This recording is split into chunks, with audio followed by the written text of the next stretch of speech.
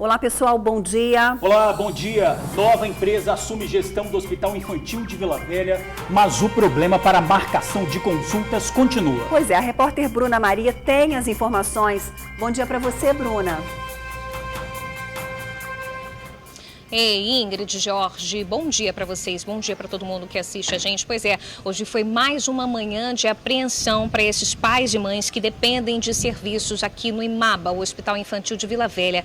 Hoje cedo uma fila enorme foi feita aqui na frente por esses pais e mães, muitos que vieram do interior do estado, alguns aqui da Grande Vitória, ficaram horas em pé com crianças de colo, crianças cadeirantes na fila, aguardando na expectativa de conseguir marcar uma consulta médica. Segunda-feira já é o dia dessa marcação de consulta mesmo, mas hoje a expectativa era maior justamente porque o hospital passou a ser, na quarta-feira passada, administrado por uma nova organização social, a Gnoses, e a promessa era justamente de que os serviços aqui do IMABA seriam normalizados, mas não foi isso que aconteceu, viu? Esses pais, eles tiveram aqui que ficar horas aguardando na fila, nessa expectativa de conseguir marcar uma consulta, mas voltaram para casa sem uma data prevista. Eles deixaram aqui somente o nome e o telefone na secretaria, mas não voltaram para casa com a consulta médica dos filhos marcada. Já eu volto ao vivo aqui então do IMABA para a gente falar com mais detalhes desse assunto. Vou falar ao vivo também com o subsecretário de Assistência de Saúde aqui de Vila Velha, viu, gente? É já ao vivo. Tá combinadíssimo, Bruna. Até já.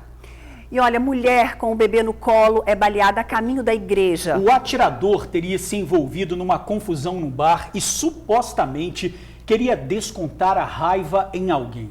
Por pouco, outras pessoas não foram atingidas pelos disparos. A mãe conta que estava a caminho da igreja com a filha e os 2 netos. O bebê de 9 meses estava no colo da secretária atingida por um tiro nas costas. O caminho era por esse beco, no bairro Santo Antônio, em Vitória. Sinceramente, eu só vi o brilho da arma. Eu não consegui ver o rosto da pessoa.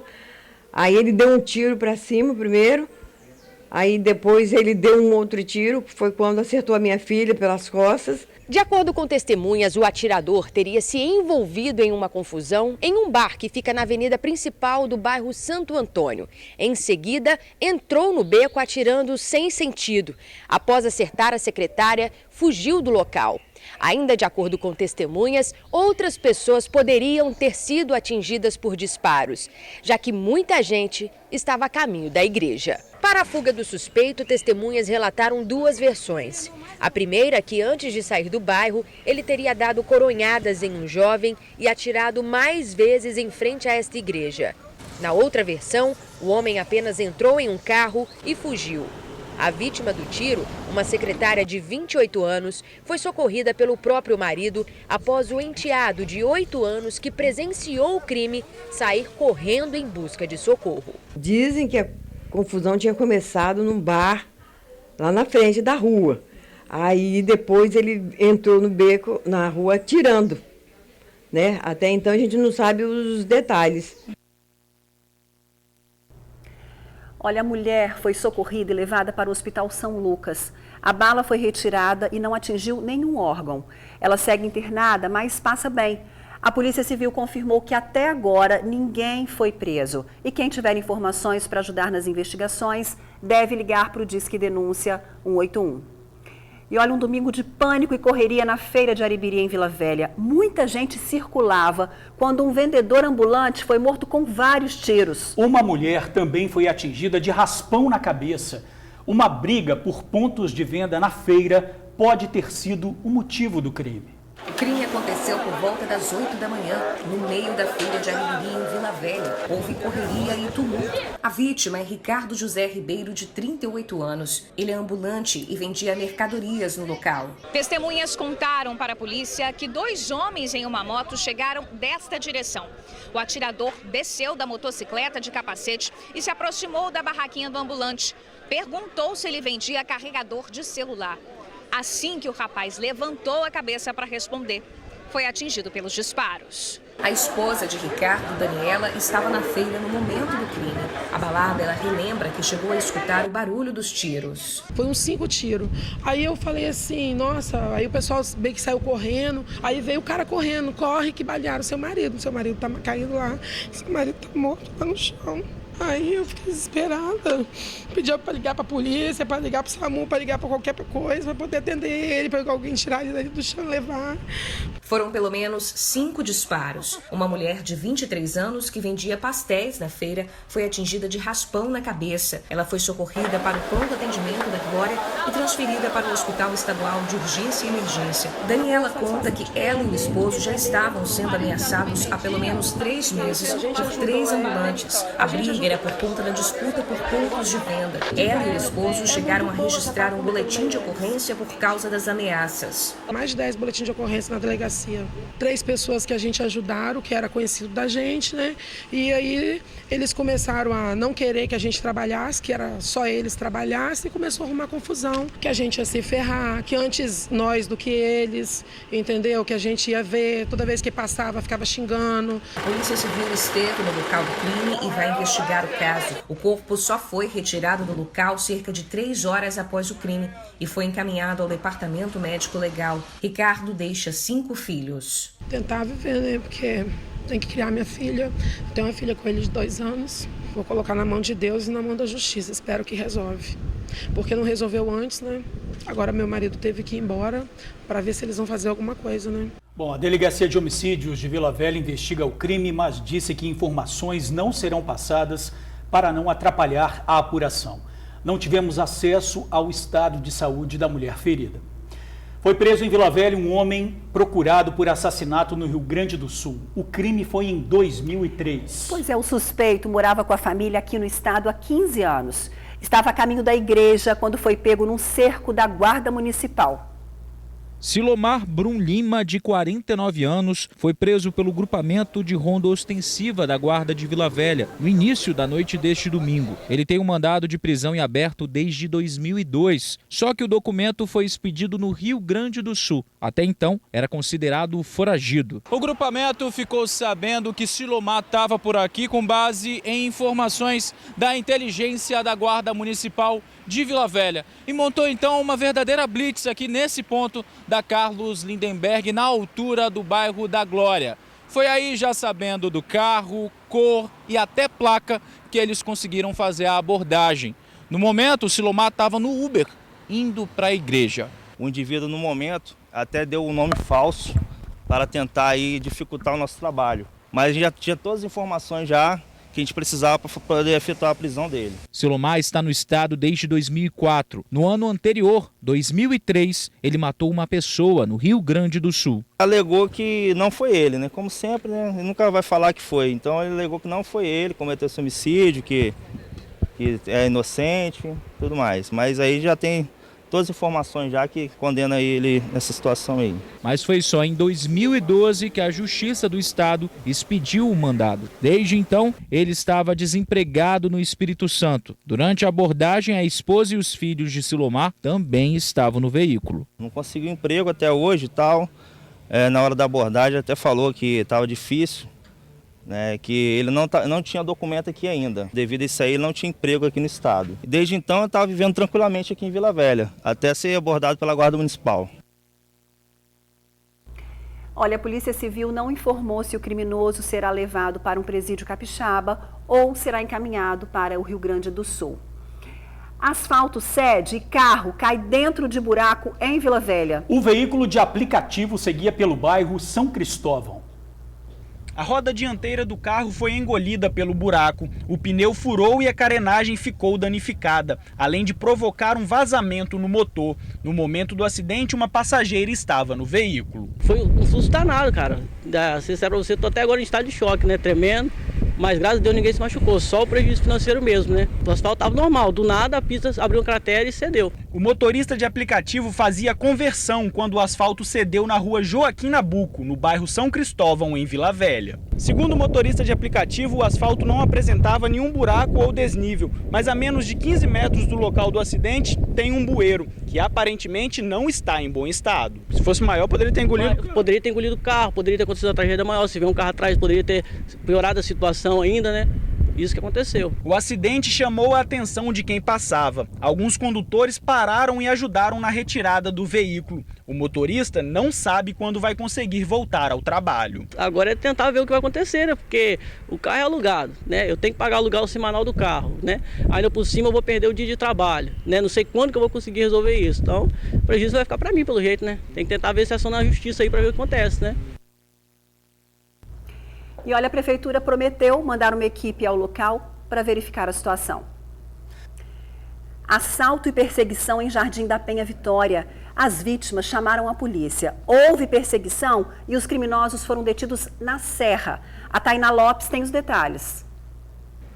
As vítimas estavam na popular Rua da Lama, em Jardim da Penha. 2 mulheres e um homem. Eles foram surpreendidos por um casal que saiu de um carro preto já exigindo os pertences. A mulher, segundo as vítimas, era quem ameaçava o tempo inteiro com uma faca, enquanto o homem recolhia celulares e dinheiro. Após o arrastão na Rua da Lama, o casal entrou no veículo preto e fugiu. O carro era conduzido por um outro homem.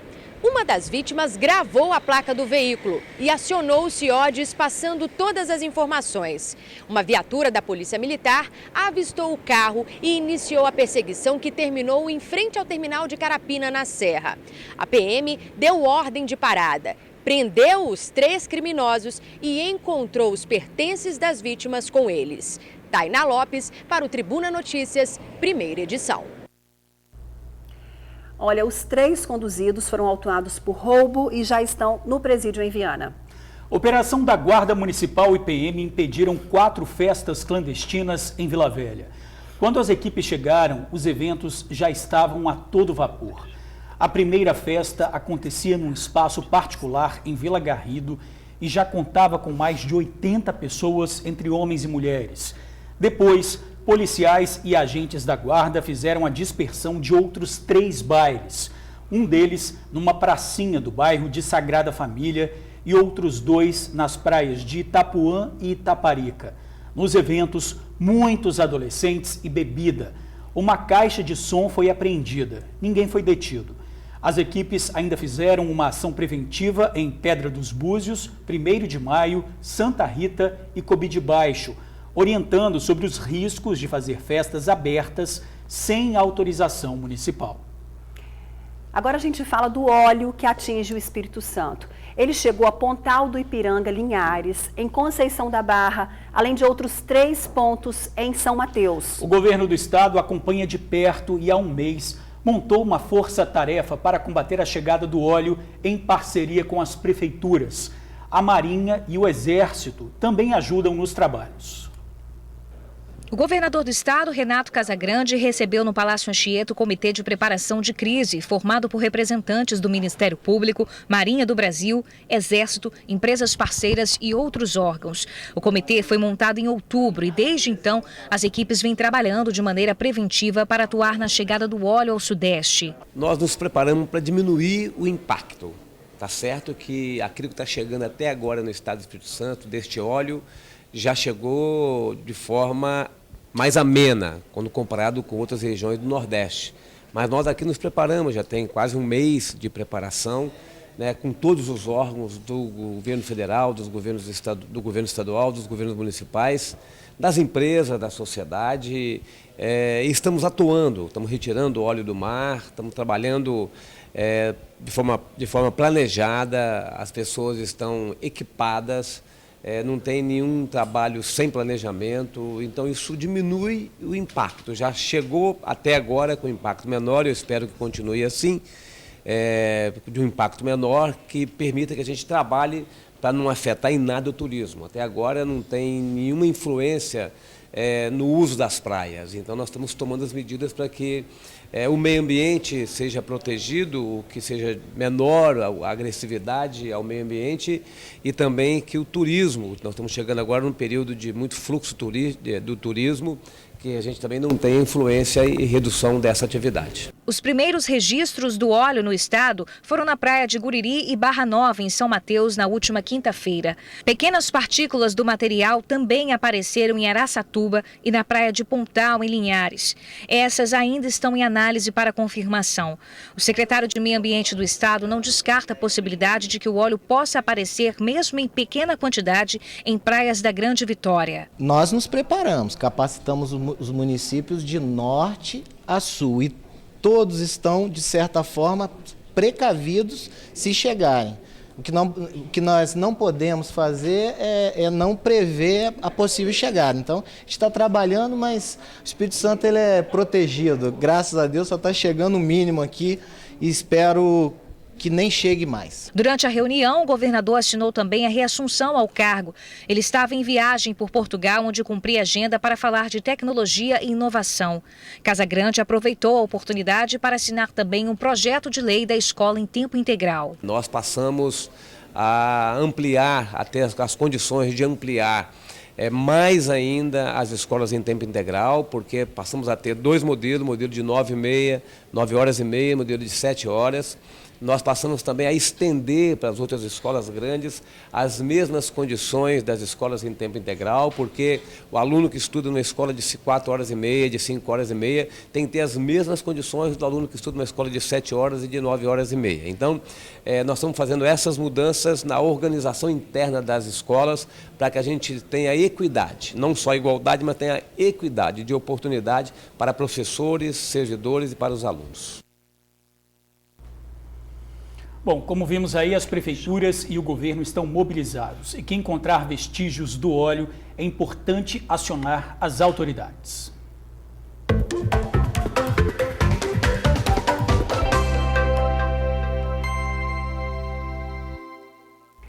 Pessoal tem emprego e são muitas vagas em hospital.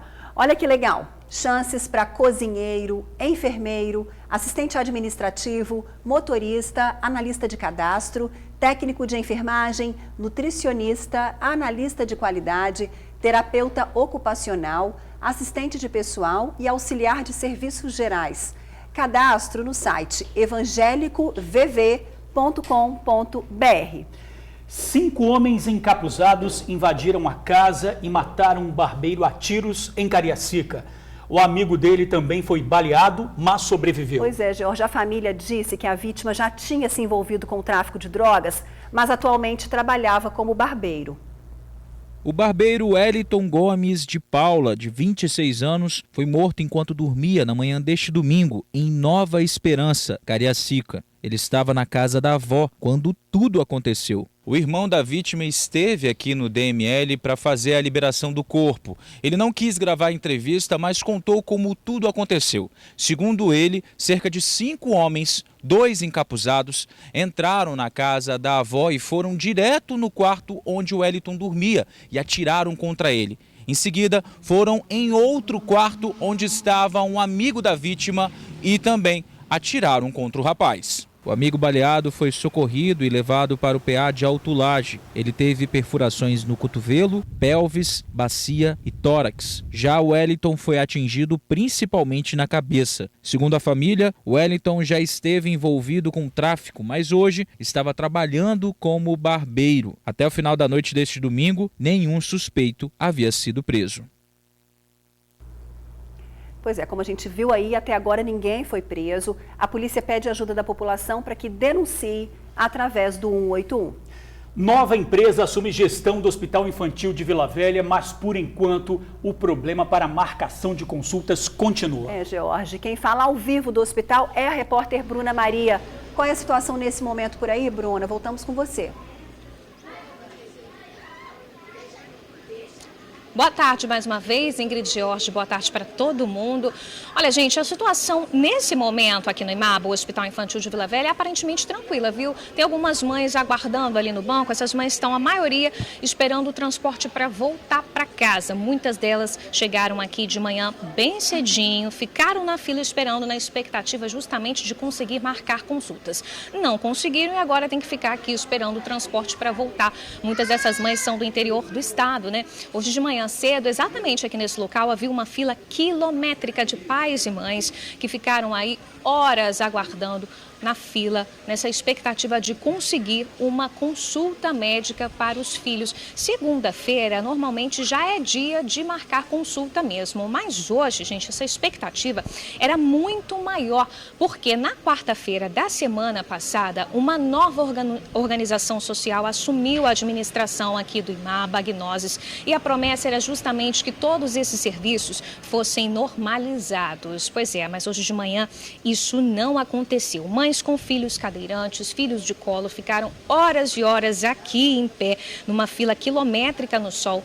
E o que elas tiveram foi somente o nome e o telefone, algum contato anotado aqui na secretaria, porque o hospital entraria em contato com elas em uma outra oportunidade para saber quando, de fato, elas vão conseguir marcar essa consulta médica para os filhos. Então, toda essa expectativa que havia hoje foi quebrada. Essas mães vão voltar para casa de mãos abanando, sem essa consulta médica para o filho. O IMABA, a gente já vem passando por uma série de problemas, desde que a administradora antiga, IGH, deixou de cumprir com os princípios básicos firmados em contrato, como, por exemplo, fornecer remédios e pagar aos médicos. Os médicos aqui do IMABA estão trabalhando há cerca de 3 meses sem salário. Olha que situação complicada, gente. Hoje de manhã, o repórter Luciano Rossetti esteve aqui e conversou com muitas dessas mães. Falaram com ele. Vamos conferir a reportagem. Samira precisa marcar consulta com um otorrino para o filho, o Caio, de 9 anos, que tem necessidades especiais. Ela mora em Fundão, veio para o Hospital Infantil de Vila Velha durante a madrugada e quando chegou aqui, não conseguiu agendar o especialista. Hoje é a 5ª semana que eu venho para o Hospital Infantil tentar marcar uma consulta com o otorrino. Só que a agenda não está aberta. Entendeu? E é um jogo de empurra, que eles falam que é a secretaria fala que é com eles.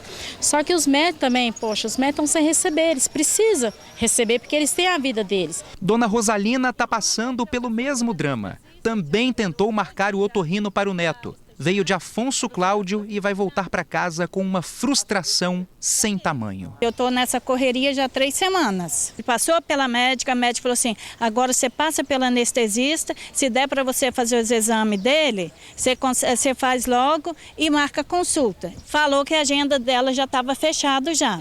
Ia abrir na próxima semana, que é a semana passada. Chegamos aqui, tudo fechado. Segundo pacientes, essa situação não é de agora, não. Médicos e outros profissionais que trabalham aqui estariam há 3 meses sem receber salário. O seu Edilson, que veio de São Mateus tentar uma consulta com um ortopedista para o filho, também vai voltar para casa frustrado. Gastei 5 horas e meia de viagem de lá aqui. Para quando você chegar aqui, você saber que médico tem 3 meses que não está recebendo, tem médico aí trabalhando por amor, entendeu? 3 meses que o médico não recebe e só agendaram o meu nome ali para ligar para mim não sei quando. Meu filho está perdendo aula, entendeu? Meu filho está perdendo aula, entendeu? Eu quero perguntar para o poder público hoje, como que vai ficar o poder público? A situação desses médicos. Pelo amor de Deus, poder público, resolve a situação, a saúde está um caos.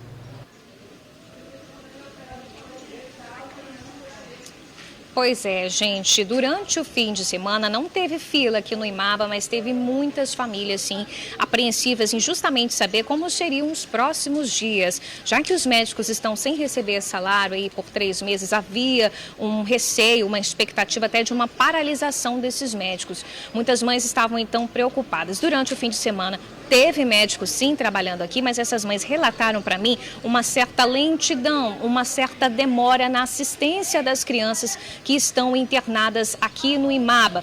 Relataram também falta de limpeza aí dos banheiros dentro do quarto. Situação complicada, né? Vamos conferir o que essas mães falaram no fim de semana. O fim de semana foi de apreensão para essas mães. O atendimento às crianças internadas no Hospital Infantil de Vila Velha continua lento. O atendimento, eles passam para a gente aqui fora que está normal. Só que quando a gente entra, eles fazem uma medicação, entendeu? Fazem exames e somem com o papel da gente. A gente não tem, eles passam no quarto, não sabem o que está acontecendo. É tudo na mão, né? Eles estão fazendo tudo manual porque estão sem sistema.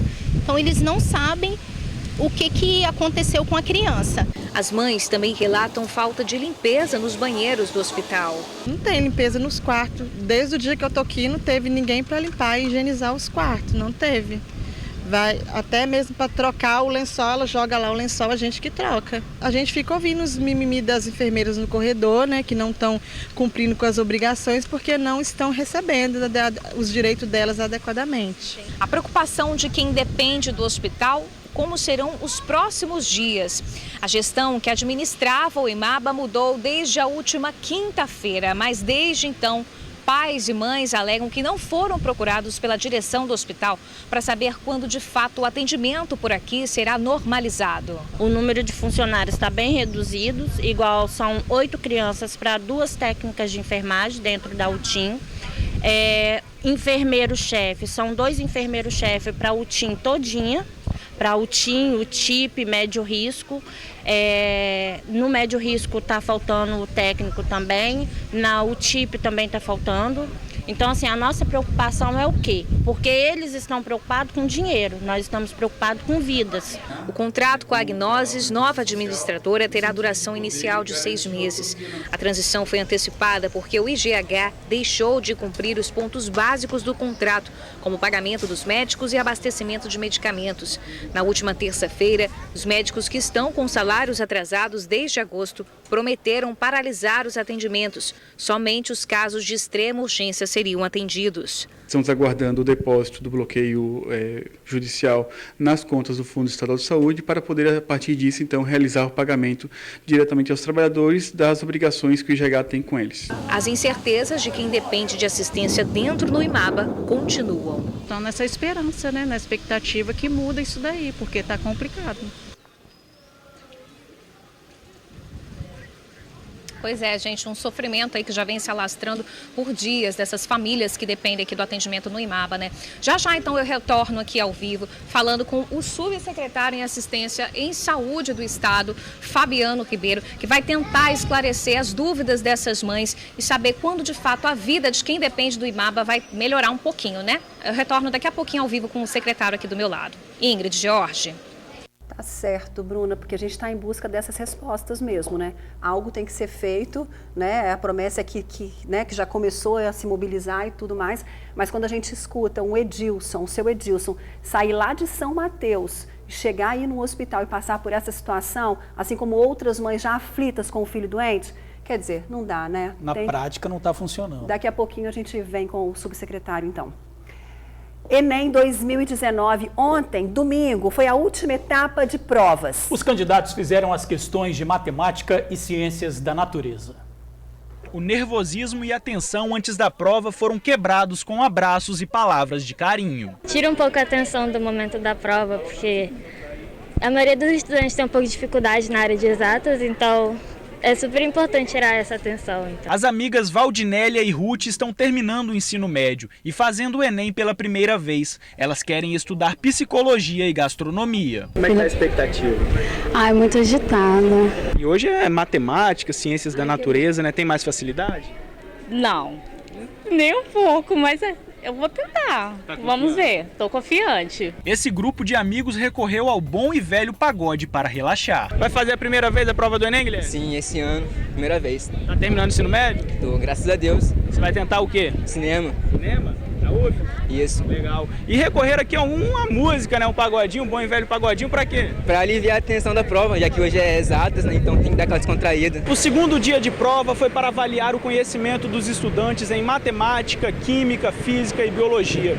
Alguns alunos têm mais facilidade com as exatas, já outros não gostam nem de ouvir falar. Humanas eu acho mais fácil, eu tenho mais facilidade na área. Exatas é para pessoas selecionadas, né? Tem pessoa que nasce bom de exatas, tem pessoas que nem tanto. Eu sou essas outras que nem tanto, sou mais para humanas. Faltando 10 minutos para 13h, a passada dos estudantes já era mais apressada. Essa moça tinha 5 minutos e ainda deixou para comprar a caneta na entrada. E aí, deu tempo de comprar água ainda, né? Deu e a caneta. Quem não teve a mesma sorte foi o Henrique. O ônibus atrasou, o chinelo quebrou, ele ainda correu, mas não teve jeito, portão fechado. É porque o ônibus atrasou lá, acabou não dando, chinelo arrebentou. Ainda? Oi? É, mas tá tranquilo. Eu já faço faculdade também, então ia fazer só para testar conhecimento, então tô tranquilo. Depois de 2 horas, o Luiz Guilherme foi um dos primeiros a sair desta unidade. Ele gostou do nível da prova. Comparado aos anos anteriores, né, eu já fiz 3 anos de prova, ela estava consideravelmente superior às anteriores, estava um pouquinho mais elaborada. O jornal A Tribuna publicou hoje o gabarito extraoficial. O oficial será divulgado na próxima quarta-feira e o resultado do Enem sai em janeiro. Agora a gente volta ao vivo com a repórter Bruna Maria, que está no Hospital Infantil de Vila Velha, onde conversa agora com o subsecretário de Estado da Saúde. Afinal, que resposta o governo tem para dar para essas pessoas que estão aguardando por consulta? Voltamos com você, Bruna. Isso mesmo, Ingrid Jorge. Quem já está aqui do meu lado posicionado é o subsecretário de Assistência em Saúde, Fabiano Ribeiro, que vai justamente tentar esclarecer essas dúvidas, a angústia dessas mães que estão assistindo a gente agora, o pessoal de casa também. Fabiano, boa tarde para você, bem-vindo ao TN1. Primeiramente, o que aconteceu com essas mães que ficaram aqui na fila hoje de manhã e não conseguiram voltar para casa com as consultas marcadas? Boa tarde. Boa tarde. Então, esse é um dos problemas, na verdade, que nós identificamos como problema na organização social que administrava anteriormente aqui o hospital. Desde o início, o nosso governador, Renato Casagrande, pediu uma inspeção nesse contrato, ela foi feita. Entre um dos problemas foi esse, que foi identificado, que o ambulatório tinha dificuldade na marcação do retorno das consultas. A consulta recorrente do mês, ela não tem problema. É feita dentro do sistema, os municípios entram, marcam, inclusive a agenda de novembro, é importante colocar. Ela está acontecendo normalmente, não parou o atendimento de novembro. Essa semana nós vamos abrir a agenda de dezembro, mas as marcações de retorno, elas não eram garantidas. As pessoas saíam da consulta e depois tinham que o município ou fazer a marcação, ou elas retornarem aqui, ou fazer uma ligação para poder, uma chamada para poder fazer essa marcação do retorno. O que nós exigimos agora, a organização social que assumiu o hospital, é que esse retorno seja garantido logo após a consulta. O usuário, o paciente vem, faz a consulta, se o médico solicitar um retorno, ele já sai com o retorno marcado, porque isso facilita. Este, na verdade, foi o que aconteceu, mas é importante reforçar que as pessoas que estão com consultas, os pacientes que estão com consultas marcadas, agendadas para novembro, que venham para suas consultas, porque o atendimento está normal no Hospital Imaba. Perfeito, mas sobre o retorno, a expectativa era justamente que esse retorno fosse conseguido ser marcado por essas famílias, justamente porque a administração mudou desde a semana passada, mas hoje elas não conseguiram marcar esse retorno. Por quê, subsecretário? Então, vamos lá, é da mesma forma que acontece em relação ao agendamento de dezembro, só vai começar a ser feito essa semana. Todos os profissionais que eram contratados pela organização social anterior, eles foram demitidos por essa organização social. A nova organização social ela está contratando novos profissionais para abrir a agenda essa semana e tem que ser organizada a agenda do ambulatório, com horário de consultório para cada dia de consulta. Inclusive, uma das coisas que a gente vai tentar implementar é marcação com horário, porque as marcações eram concentradas num único horário, todo mundo chegava ao mesmo tempo aqui.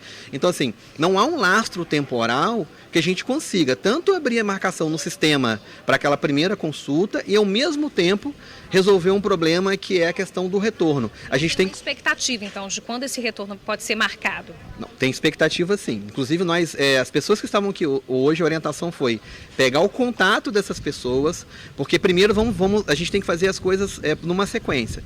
Primeiro vamos abrir a marcação de consulta no CISREG, para aquela agenda de primeira consulta, de pessoas que mais necessitam, para dezembro. Os municípios vão ter a agenda aberta para poder marcar.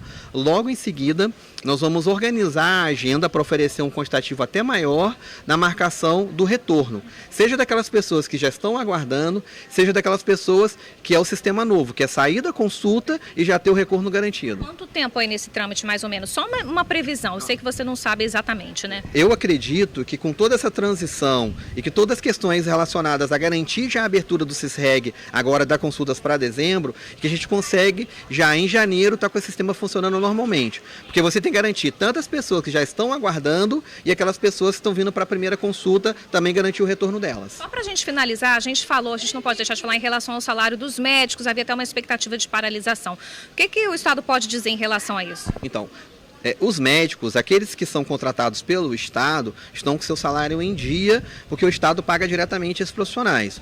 Aqueles profissionais médicos, que eles não são contratados como médico, é uma empresa que é contratada. Essa empresa, ela é contratada pela organização social anterior. O Estado está com seu pagamento todo em dia com a organização que saiu daqui do IMABA.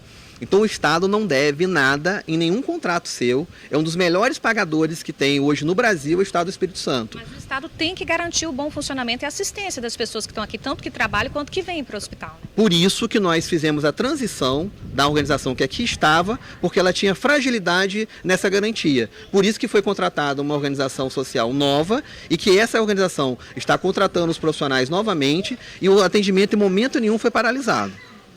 Obrigada pelas suas explicações. A gente tem pouco tempo, mas valeu aí o retorno para quem está em casa. Fica aí então, janeiro, de repente, a expectativa de que essas mães consigam marcar o retorno para os filhos. Ingrid, Jorge, volto com vocês no estúdio.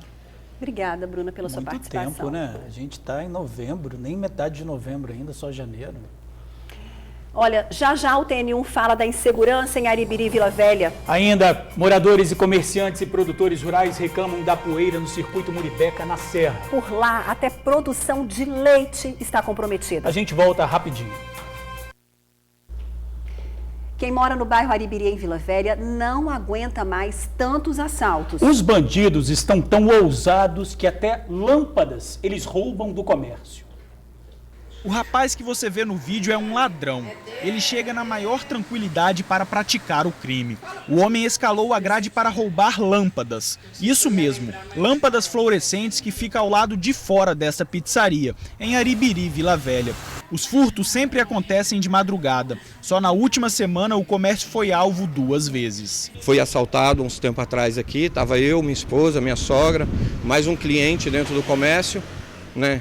Levaram os documentos da gente, telefone de trabalho.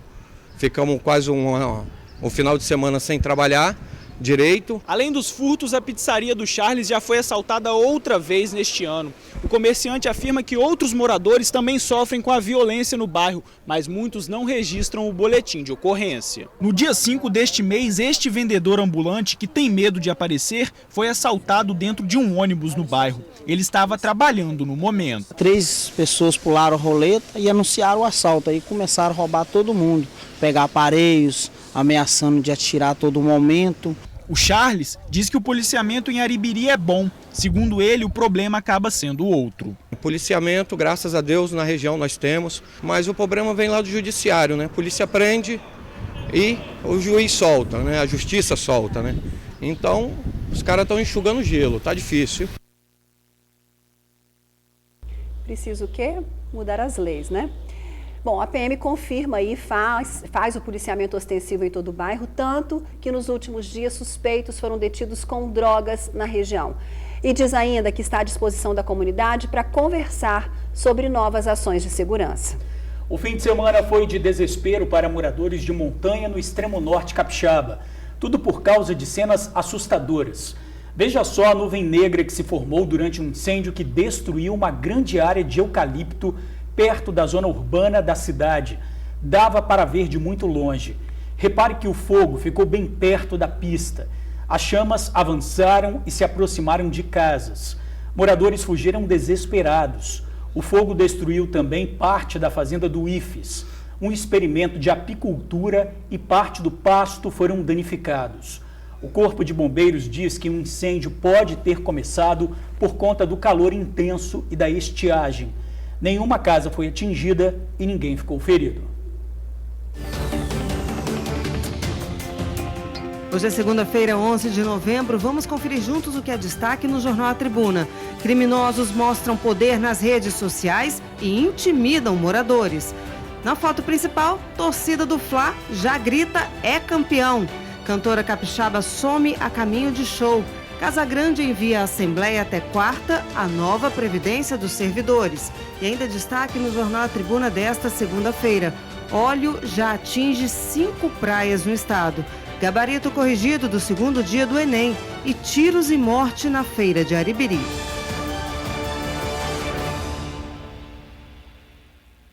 Impossível viver desse jeito. Comer poeira. Gente, é sério e muito triste. Moradores, comerciantes e produtores rurais de uma região na Serra estão sofrendo e não é pouco não.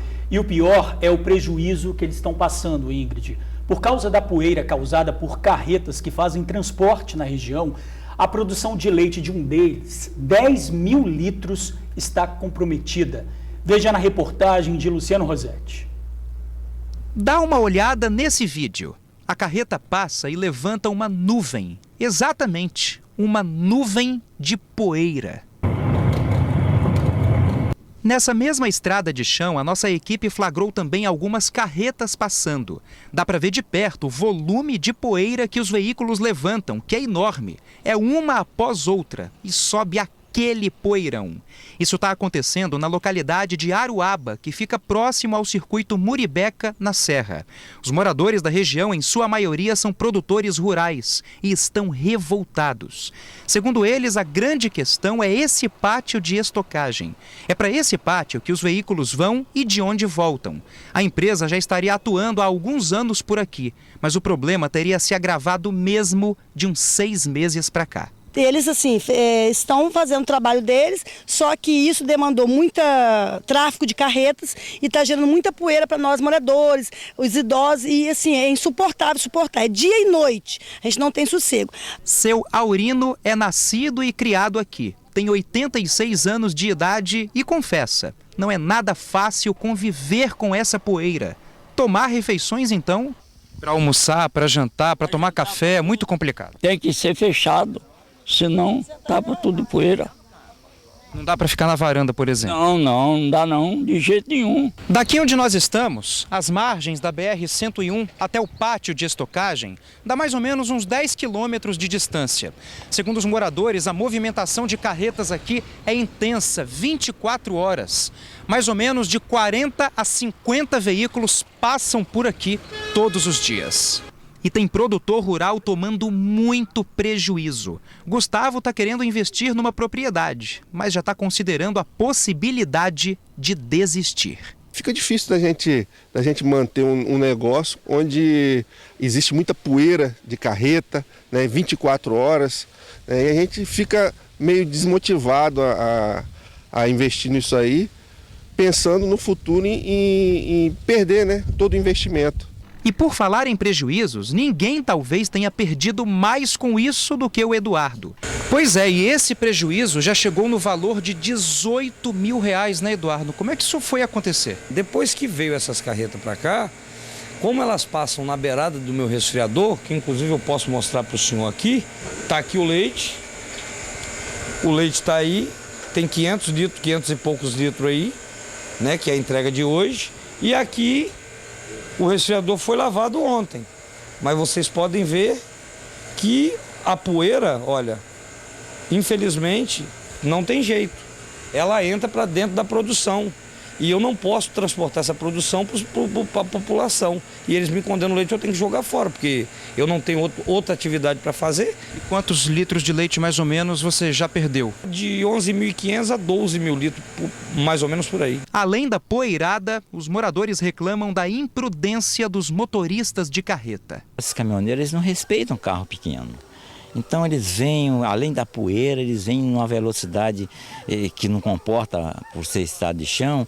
E a gente com carro pequeno, a gente quase é atropelado por eles. Semana passada eu tive um problema sério, só Deus para livrar minha vida e a vida da minha esposa. A comunidade afirma que já tentou o diálogo com a administração do pátio. Mas se estamos aqui gravando essa reportagem é porque você já sabe o que aconteceu, né? Ou melhor, o que não aconteceu. Ela roda 24 horas, né? Não tem descanso, não tem nada, a poeira direto, todos os dias. Então está nos atrapalhando para tudo, para nosso negócio, para a saúde, para tudo. Está atrapalhando a zona rural. Olha, nós temos uma resposta da empresa, né, Ingrid? A empresa respondeu que fez por conta própria obras de melhorias em toda a extensão da estrada de Aruaba entre 2018 e 2019. Admitiu que o volume de carretas aumentou desde então, mas a comunidade foi convocada onde foi pontuado todos os impactos da operação. Foi solicitada pela comunidade que as estradas fossem molhadas 24 horas em pontos estratégicos definidos pelos próprios moradores. Só que a gente está vendo aí que não está dando certo por causa da poeira que a gente está vendo subindo. A conscientização em relação à velocidade dos veículos também é feita e são aplicadas advertências para os motoristas infratores, mas a gente está vendo que também não está dando certo. Né? Não está dando certo mesmo. Eu fiquei impressionada, chocada com a poeira aí, não é, com o prejuízo desses produtores rurais. Quer dizer, tudo isso que a empresa diz que tem feito não está resolvendo. É preciso rever essas ações para ontem, porque é muito prejuízo, é um absurdo. Bom, afirmou que outras medidas como sinalização e lombadas solicitadas em outras reuniões com a comunidade são de responsabilidade direta do poder público. A Prefeitura da Serra disse que faz serviços de reparo nas estradas rurais do município, mas ressaltou que uma equipe vai verificar a situação. A gente vê que ali, para resolver a situação, tem que colocar asfalto, não adianta. Não adianta. Né? Pelo volume de carreta 24 horas, não dá para deixar estrada de chão ali. E a gente não ouviu só um produtor, nós ouvimos vários produtores com um problema em comum, né? Em instantes, você perdeu a carteira de trabalho, a identidade? Tem mais de 7 mil documentos à espera dos donos na Casa do Cidadão, em Vitória. O TN1 te fala como recuperar. Aguarde para ver, a gente já volta. Mais de 7 mil documentos perdidos estão à espera dos donos na Casa do Cidadão, em Vitória. Pois é, tem CPF, carteira de identidade e muitos outros. Uma parceria com a Polícia Civil promete ajudar a encontrar os donos. Sabe aquele documento que você perdeu e não acha de jeito nenhum? Calma, nós podemos te ajudar. É que os documentos encontrados têm um destino, a Casa do Cidadão de Vitória. A gente tenta entrar em contato para estar devolvendo o documento a essa pessoa. Agora, quando o documento é muito antigo, realmente ele não tem nem mais validade, né? O ideal é que a pessoa faça um outro documento. As identidades são as mais perdidas. Depois vem o CPF, carteira de trabalho, título de eleitor, certidões, carteira de motorista, certificado de reservista e passaporte. Haja documentos perdidos, hein? São 13 caixas com quase 7 mil documentos. Para saber se seu documento está aqui, é só entrar no site da Prefeitura de Vitória. Na seção Casa do Cidadão tem uma lista com todos os nomes. E lembrando, são documentos de todos os lugares, não só da cidade de Vitória. Por sermos a Prefeitura de Vitória, muitas pessoas imaginam que a gente só receba documento de Vitória, mas não. Você é de Cariacica, de Viana, Vila Velha, encontrou algum documento, pode estar trazendo aqui, que a gente coloca na lista de documentos perdidos. Uma parceria com a Polícia Civil ajudou 182 pessoas neste ano. Elas receberam o documento de volta e não vão precisar passar por aquela dor de cabeça para fazer a segunda via. Ela nos permitiu que a gente entrasse em contato com os munícipes através do cadastro que eles têm. Então, a partir daí, muitos documentos foram devolvidos aos donos. Agora, que a partir dessa parceria, todo documento que chega, então a gente já vai no cadastro, já consegue entrar em contato com essa pessoa. Aqui também tem os casos curiosos. Essa identidade é da década de 1950, lá de Fortaleza, no Ceará. Como veio parar aqui, ninguém sabe. 1950, tá perdido aí. Lembrando que a Casa do Cidadão de Vitória fica na Avenida Maruípe, no bairro Itararé. Olha, pessoal, antes de encerrar, nós queremos pedir desculpas, porque ao falar do desaparecimento da cantora Renata Ribeiro Cardoso, que graças a Deus já foi encontrada, nós mostramos duas fotos que não são dela. Essa aí, olha aí, essa aí é a Renata, que foi encontrada vagando, desorientada, na rodoviária de Matipó, em Minas Gerais. Ela foi encontrada hoje cedo e seguiu para um hospital. Mais uma vez, desculpa aí, tá bom? A gente fica por aqui, agradecendo o seu carinho, sua audiência. Um beijo bem especial e até amanhã. Uma ótima tarde para você. A gente espera amanhã, 15 para meio-dia. E você fica agora com Theo Miranda no Ronda Geral. Pois é, hoje tem novidade, né? Tem fofoca aí ao vivo, hein? Tem fofoca com ela. Carol Laranja vai bombar, hein? É isso aí. O que ela vai trazer hoje, hein? Tô curiosa. Tô sabendo que tem MC Gui na história, né? Perde não. Tchau.